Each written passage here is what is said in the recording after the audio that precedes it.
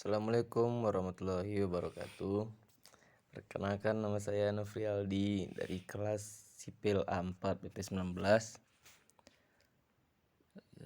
Tugas struktur beton 1 kelompok B. Landasan teori desain pelat lantai. Yang dimaksud dengan pelat beton bertulang yaitu struktur tipis yang dapat dibuat dari beton bertulang dengan bidang yang arahnya horizontal dan beban yang bekerja tegak lurus pada bidang struktur tersebut.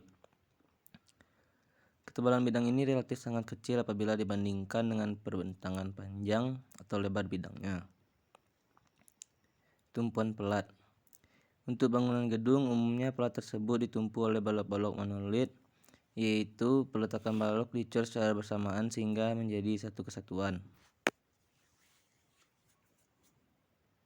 Jenis peletakan pada balok. Terdapat 3 jenis peletakan, yaitu 1. Terletak bebas. Keadaan ini terjadi ketika pelat diletakkan begitu saja di atas balok atau antara pelat dan balok tidak dicor secara bersamaan sehingga pelat dapat berotasi bebas di tumpuan tersebut. Yang kedua, terjepit elastis. Keadaan ini terjadi ketika pelat dan balok dicor secara bersamaan secara monolit, tetapi ukuran balok cukup kecil sehingga balok tidak sanggup menahan rotasi dari pelat itu sendiri.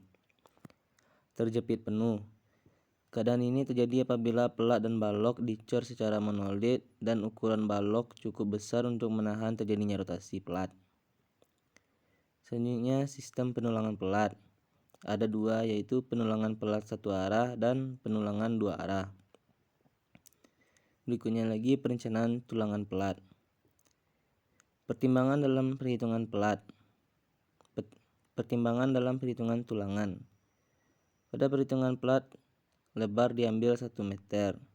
Panjang bentangan, tebal minimum pelat, tebal selimut beton minimal, jarak bersih antar tulangan, jarak maksimum tulangan, luas tulangan minimal pelat. Selanjutnya skema hitungan pelat. Berikutnya perhitungan desain pelat. Pertama, desain balok.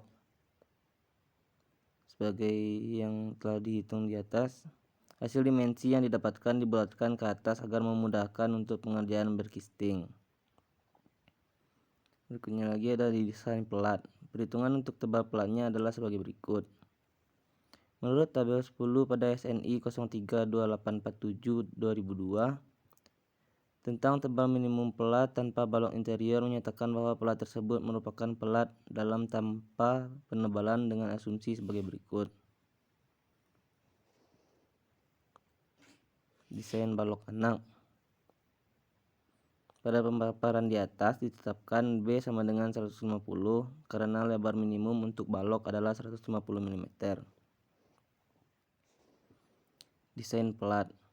Setelah balok anak ditambahkan pada setiap pelat, didapatkan pelat yang terluas yaitu pelat lantai 3. Berikut perhitungan untuk dimensi pelatnya.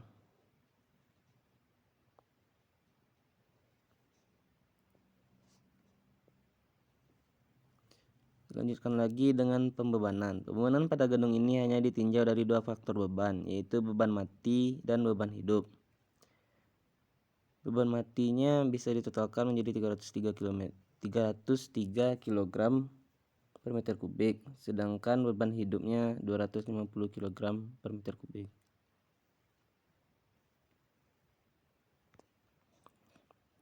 Perhitungan momen. Dalam SK SNI T15-199103 pasal 366 mengizinkan penggunaan koefisien momen untuk menentukan distribusi gaya yang dapat dilakukan dengan mudah.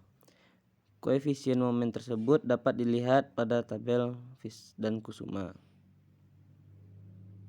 Karena pada panel C memiliki LY atau LX, LY per LX sama dengan 1, dan skema penyaluran beban berdasarkan metode amplop seperti pada poin 6, maka koefisien momen yang digunakan adalah sebagai berikut. Perancangan tulangan pelat. Tentukan terlebih dahulu diameter tulangan yang akan digunakan sehingga dapat dihitung tinggi efektif pelat. Asumsi digunakan diameter sama dengan 10 mm dan selimut beton 20 mm. maka didapatkan hasil sebagai berikut. Penerapan tulangan pada pelat. Setelah perhitungan ke arah X, lanjutlah ke arah Y. Tx dan Ty dengan langkah yang sama.